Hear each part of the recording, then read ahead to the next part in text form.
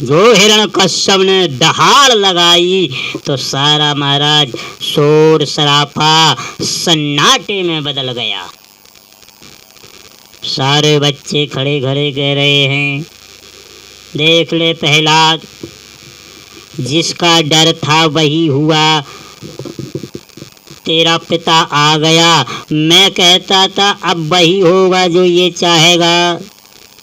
हिरण्यकश्यप ने बहुत ललकारा। अब गुरुजी हाथ जोड़े, महाराज माफ कर दीजिए, अब मैं देखता हूँ। गुरुजी ने कहा, क्यों रे प्रहलाद, तुझे शर्म नहीं आती रे? बहुत डांटा। कुछ दिनों बाद गुरुजी घर लेकर के गए प्रहलाद जी को। छुट्टियां हो गई। माँ का याद उन्हें बढ़िया नहला धुला कर, सुंदर वस्त्र पहना कर, माथे पे बढ़िया काला टिक्का लगा दिया। जाओ बेटा, अपने पिता को प्रणाम कर आओ। प्रहलाद जी तो चले प्रणाम करने। वो जो हिरण्यकश्यप बैठा हुआ था, जाकर के प्रहलाद जी ने चरण को पकड़ लिया। पिताजी प्रणाम। हिरण्यकश्यप बड़ा खुश हुआ। उठा के तुरंत बेटे को गोद में ले लिया। और बेटे, पढ़ाई लिखाई अब उस दिन से तो अच्छी चल रही है? प्रहलाद जी बोले, गुरुजी ने तो बहुत बढ़िया पढ़ाई। पहले तो हमने आपको एक ही पाठ सुनाया था, अब तो हमें 9 पाठ याद हो गए। हिरण्यकश्यप बड़ा खुश हुआ। अरे चलो, मेरा बेटा कुछ तो ज्ञानी। अच्छा बेटा, अब पिताजी पूरे मौखाज हैं, आप तो चाहे सुनने तो अभी सुनाने बैठ जाऊंगा।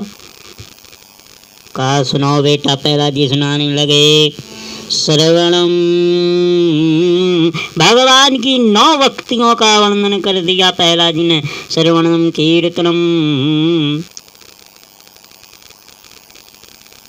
पिताजी, सबसे पहला तो भक्ति क्या है? बोले, प्रथम भगति संतन कर संगा, दूसरी रति मम कथा प्रसंगा। प्रथम भगति संतन कर संगा, दूसरी रति मम कथा प्रसंगा।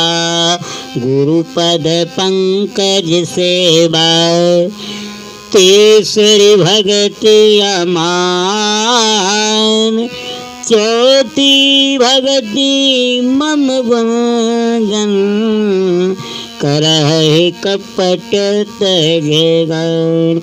प्रहलाद जी ने 9 भक्ति के बता दी। पहली भक्ति तो पिताजी सबसे उत्तम है, संतन की संग करो। प्रथम भगति संतन कर संगा। पिताजी संत की संगति करो। अच्छा देखो, बिना संत के भगवान की प्राप्ति नहीं हो सकती। मैं हर कथा में यही कहता हूँ कि बिना संत के प्राप्ति नहीं हो सकती भगवान की। बिन सत्संग विवेक न होई। जब संत का प्रागट हो जाए आपके जीवन में तो आपके जीवन का गुण ही गुण आ जाता, अवगुण सारा चला जाता है।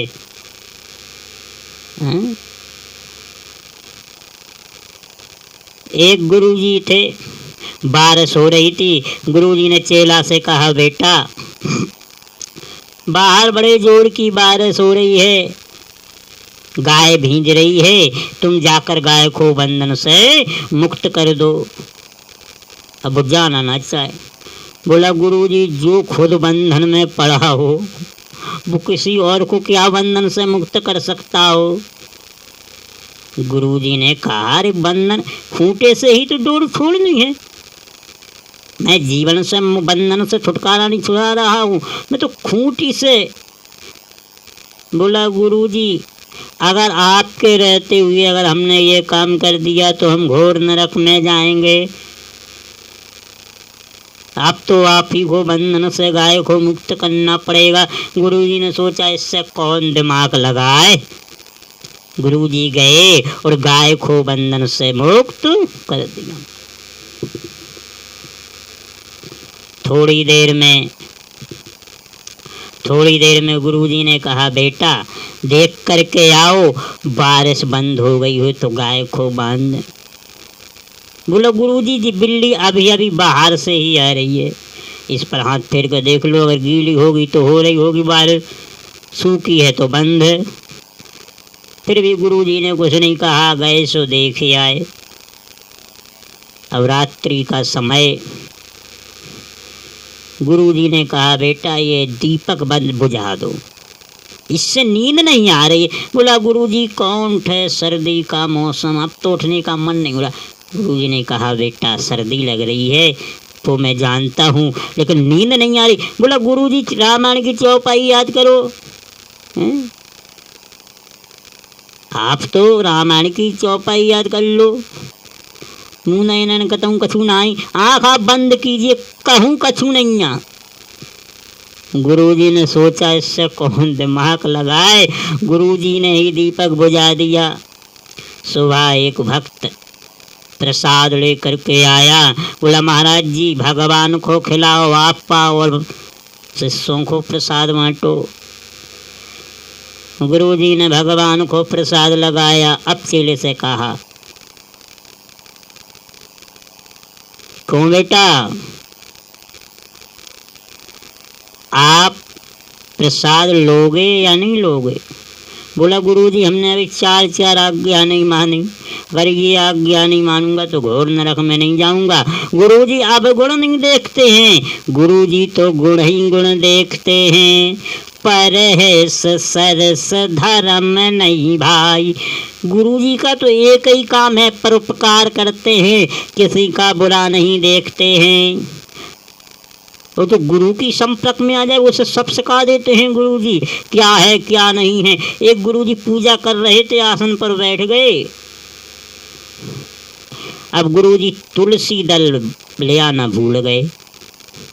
एक चेले से कहा बेटा बाग में चले जाओ, तुलसी दल लेकर के आ जाओ। अब बड़ा चेला भी बड़ा मूर्ख, जाना ना चाहे, आलसी सो आलसी। बोला महाराज तुलसी दल तो हम जानते नहीं, उसके पत्ते कैसे होते हैं? गुरुजी ने कहा तुमने कभी तुलसी दल नहीं देखा? बोला गुरुजी आपने कभी बताया ही नहीं।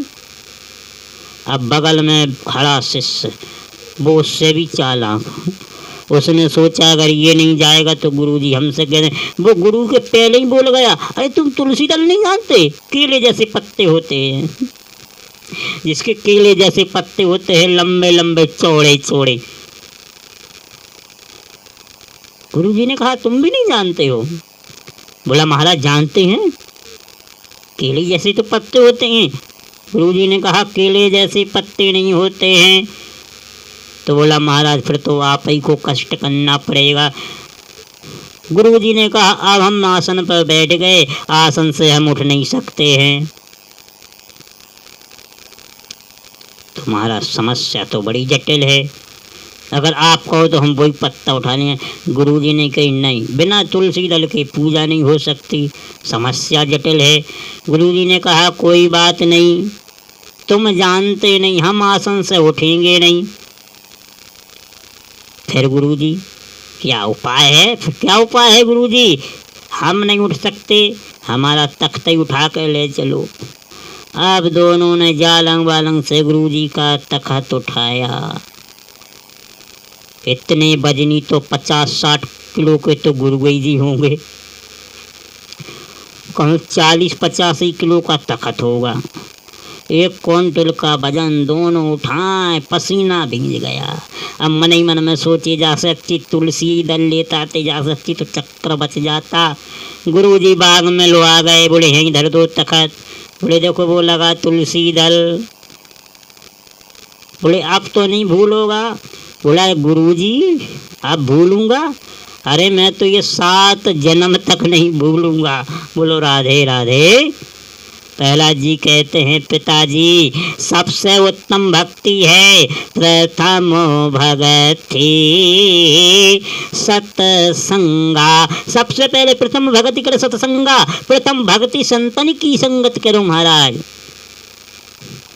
9 भक्तियों का जो प्रहलाद जी ने ज्ञान सिखाया, बड़ा क्रोध हुआ।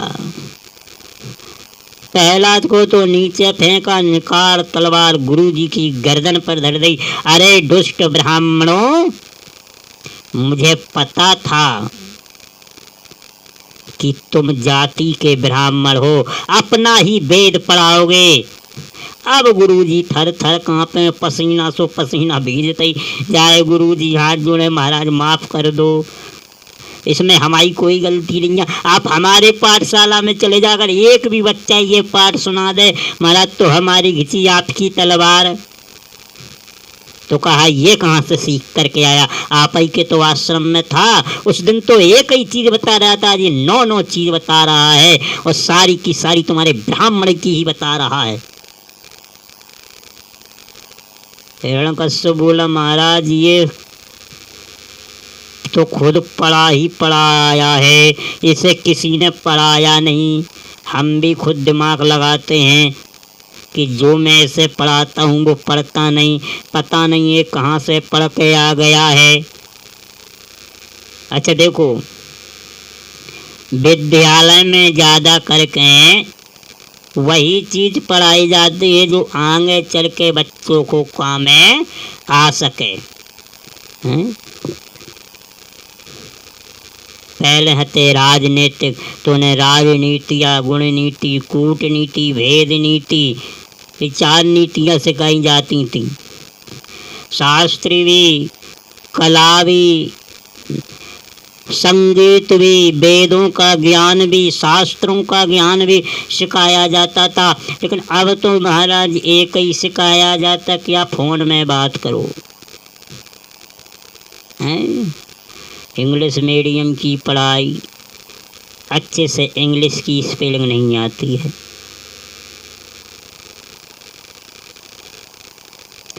उनमें कोई गुण ही नहीं होते हैं, संस्कार नाम की तो चीज़ सिखाई नहीं जाती है। एक गुरुजी एक घर गए, बाप चला गुरुजी के चरण छिए, माँ चली गुरुजी के चरण छिए। अब बेटा ना छीबे, बेटा ऐसो खड़ो। बाप ने कहा अरे मूर्ख, न गुरुजी को प्रणाम तो कर ले। गुरुजी ने कहा मत कराओ इससे प्रणाम, अगर इसे ज्ञान होता या ज्ञान सिखाया गया होता तो इसे थोड़ा बहुत तो समझ आता। अब तो महाराज ज्ञान कहाँ सिखाया जाए।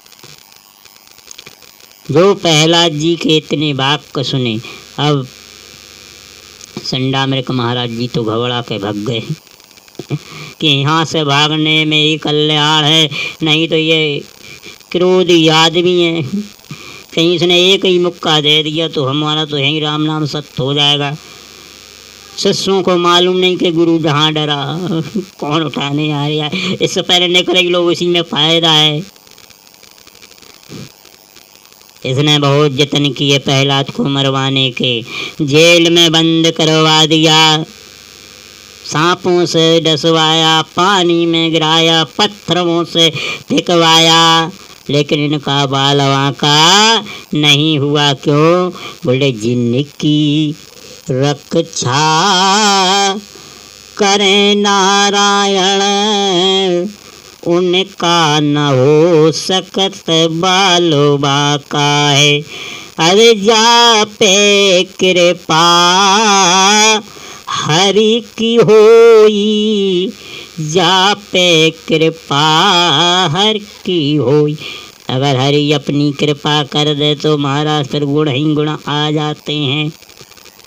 अच्छा, दुनिया में आप कहीं भी फिरे आओ, अगर भगवान आपके संग हैं तो दुनिया में कोई आपका कुछ नहीं बिगाड़ सकता महाराज। हिरण्यकश्यप की बहन होलिका आई, बोली भैया घबराओ नहीं। अच्छा देखो, बुआ ज़्यादा दिन घर में रुक जाए तो समझ लो संकट ही संकट है, हैं? मेघनाथ की बुआ घर में ज़्यादा दिन रुक गई तो बर्बाद करवा के चली गई। एक बुआ हथिन कथा सुनने गई, गुरुजी ने कथा सुनाई। बोले जिस स्त्री का विवाह ना हुआ हो वह मरेगी तो सीधी नरक में जाएगी। बोली सत्यानाश हो जा पंडित को, आज ही मुझे कथा सुनने आना था, वो आज ही से यही कहना था। रोती हुई घर पहुंची, नातियों ने कहा बुआ क्या हो गया? बुआ बोली उस पंडित ने कथा में बोला कि जिस स्त्री का विवाह ना हुआ हो वो मर के नरक में जाएगी, सत्यानाश हो ऐसी कथा का। अब नातियों ने सोचा क्या करें, बुआ तो मरेगी तो जरूर, ऐसा नहीं कि ना मरे, मरेगी जरूर, अगर नरक में जाएगी तो मुझे दुख हो जाएगा, तो मैं तो इसे अच्छे ही को ब्याह ही कराए थे। तो बच्चे निकल पड़े फूफा को ढूंढने। एक गैल में एक फूफा मिल गए, 80-90 साल की उम्र। कहा क्यों हमारे फूफा बनोगे? उसने सोचा 2 रोटियां का तो हिल्ला हो जाएगा, बन जाएंगे, कौन सी बड़ी बात है, चलो विवाह कर लेते हैं। चलो महाराज, विवाह का कार्यक्रम हुआ, सब हुआ, विदा होने लगी तो गलत मुहूर्त लग गया। पंडित जी ने कह दिया इस मुहूर्त में विदा नहीं होगी। फिर बोले आपको 6 महीना रुकना पड़ेगा। फूफा बोला जिंदा रहूंगा तो आन मिलूंगा, वरना मर गया तो फिर। ये बोली घबराओ नहीं भैया, मैं हूँ, मैं सब काम संभाल लूंगी। हिरण्यकश्यप ने कहा ठीक है, बढ़िया चिता बनाई सुंदर, और प्रहलाद जी को गोद में लेके बैठ गई है। अच्छा देखो, वरदान भी भगवान के जब ही सख्त होते हैं, जो दूसरों के हित का काम करो, अनहित का काम करोगे वरदान उल्टा हो जाएगा। आज समस्या यही तो आ गई है हमारा, लोग इतने उल्टे काम करने लगे कि समस्या उन्हीं के ऊपर आ गई। चिता में आगे लगाई, इतनी जल्दी जलने लगी, इतनी जल्दी, थोड़ी देर में भुवई को राम नाम सख्त हो गो। प्रहलाद जी नीचे उतर आए, बोले पिताजी बुआ तो चली गई स्वर्ग को, अब तो ई की 13 की इंतजाम करो। हिरण्यकश्यप को बड़ा क्रोध आया, इसके कारण मेरी बहन और चली गई, ये तो बच गया। हिरण्यकश्यप ने कहा बेटा सत्य सत्य बताना, आखिरकार तेरा भगवान है कैसा? प्रहलाद जी बोले हमारे भगवान की मत कहो। क्यों? बोले सुंदर शांत साज स्वरूपा, मेरा भगवान तो सुंदर है, सहज है, स्वरूप है।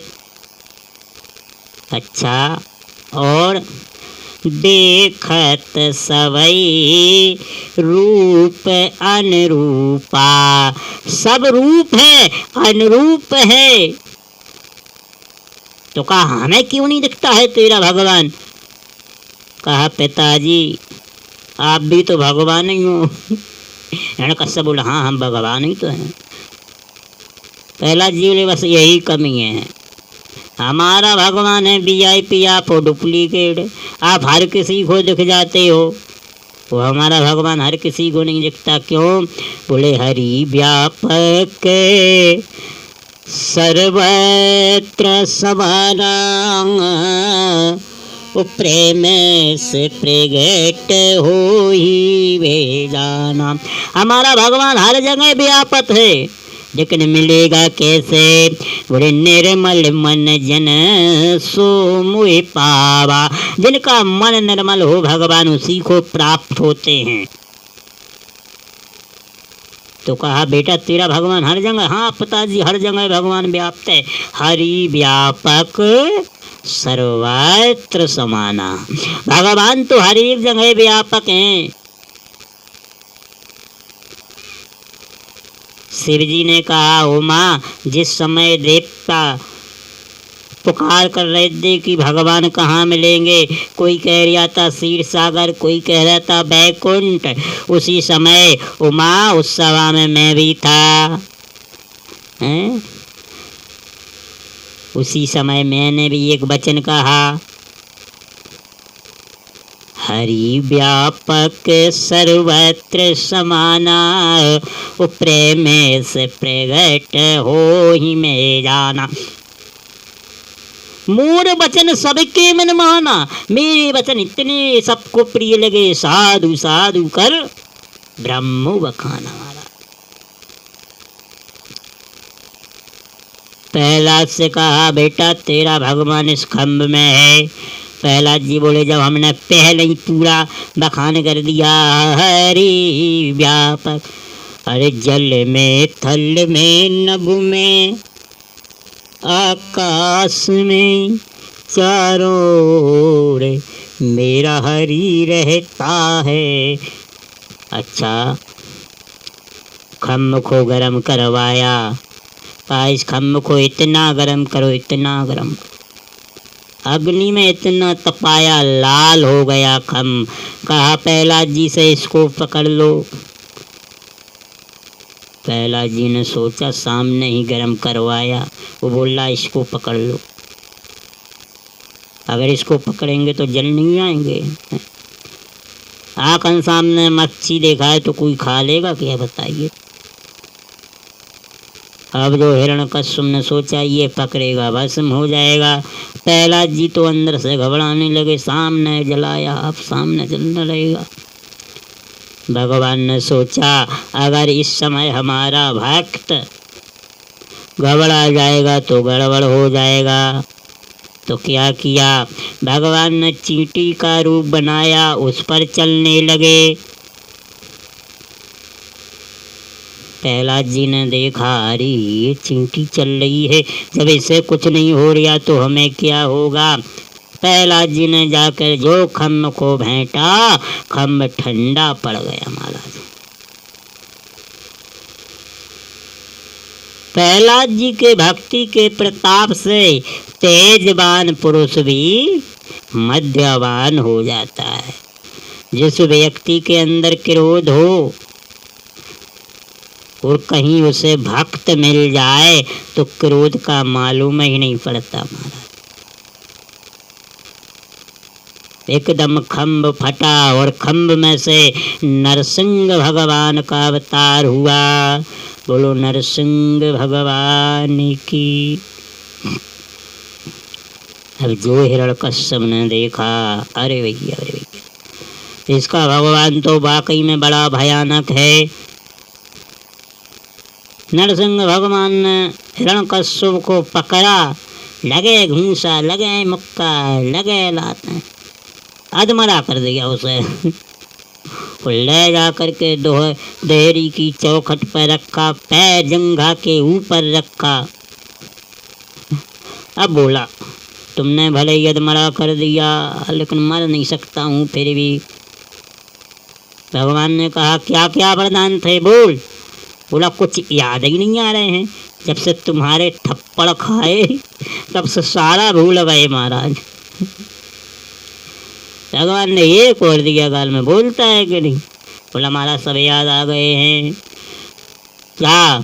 बोला, ना मैं ऊपर मरूँ ना नीचे, तू तो जंघा में है। अच्छा, ना अंदर मरूँ ना बाहर, तू तो चौखट पे। अच्छा, ना मैं दिन को मरूँ ना रात को, संध्या का समय है। अच्छा है,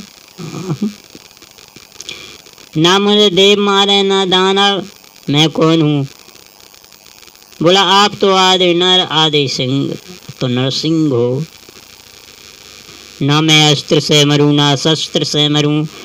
भगवान बोले, जो हजारों वर्ष से ये नखून तेरे लिए ही रखे थे महाराज।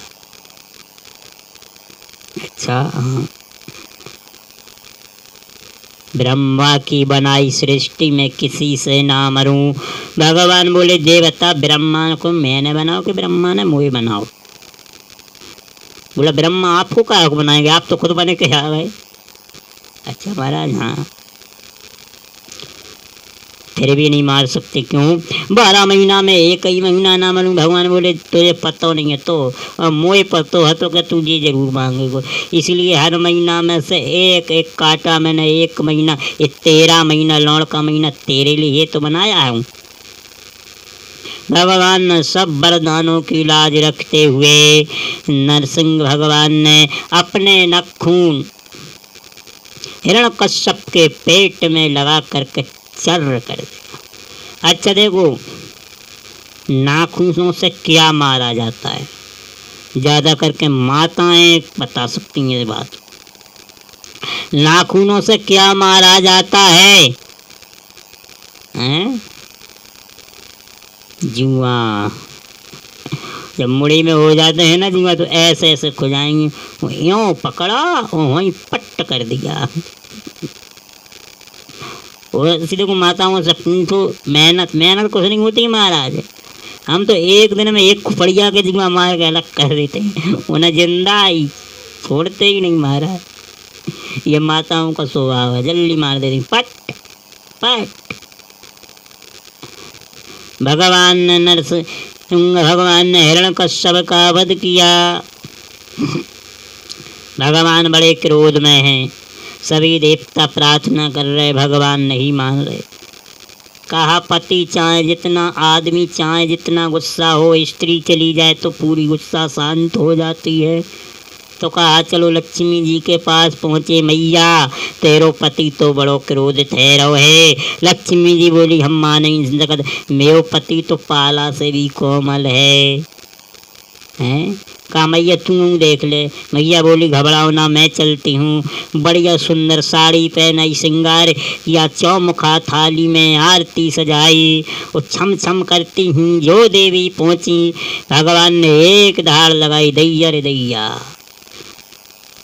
थाली बही गिरी और हाय हाय मैया करती हुई बाहर निकल गई।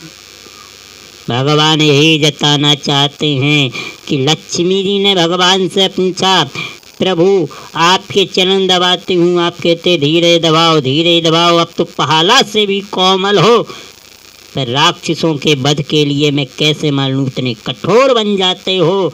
भगवान वही जताना चाहते हैं कि देख लो देवी, भक्तों के लिए हूँ मैं नरम, लेकिन दुष्टों के लिए मैं कठोर बन जाता हूँ, कठोर बन जाता हूँ देवी।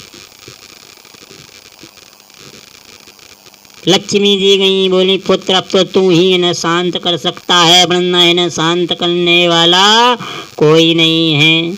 अब प्रहलाद जी ने सोचा इन्हें शांत करें, ये तो वैसे ही से चिल्ला रहे हैं। डर तो मुँह को लग रहा है, मैं कौन बड़ो हूँ जो अपनी स्त्री को भगा दे, वो मुँह का देखे। वो प्रहलाद जी घबराते हुए पहुँचे। जो घबराते हुए प्रहलाद जी पहुँचे, भगवान ने प्रहलाद जी को गोद में उठा लिया, प्यार करने लगे। इस प्रकार अपनी जिह्वा से चाटने लगे जैसे गाय अपने बछड़ा को चाटती है महाराज।